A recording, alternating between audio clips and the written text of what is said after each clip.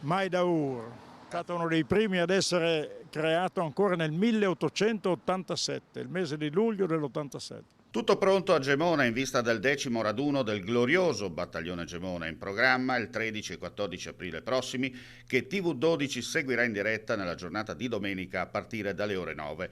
Migliaia le penne nere in arrivo da tutto il nord-est ma anche dall'estero. L'organizzazione da parte della locale sezione ANA e dall'associazione Maindaur, che porteranno lungo le vie della cittadina del Friuli Morenico tanti veci e bocciadieri orgogliosamente con il loro cappello di alpino in testa e la penna sempre dritta. Nel contesto si onoreranno i 28 alpini che perirono nella tragica notte del 6 maggio 1976, morti sotto le macerie dovute al crollo della caserma Goi Pantanali.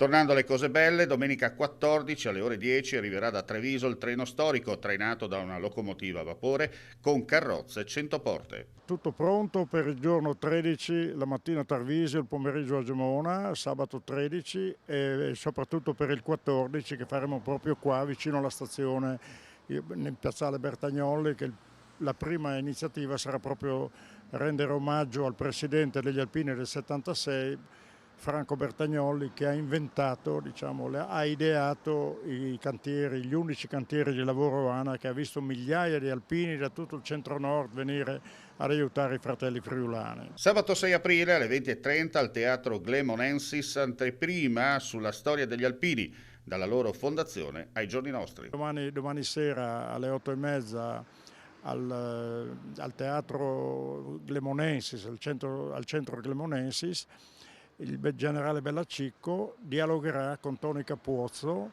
che anche lui ha fatto pubblicazioni sulle vicende dell'Afghanistan, soprattutto sull'impegno della Giulia. Ecco, in quel periodo il generale Bellaccicco comandava la brigata alpina Giulia ed era responsabile dell'intervento italiano in Afghanistan.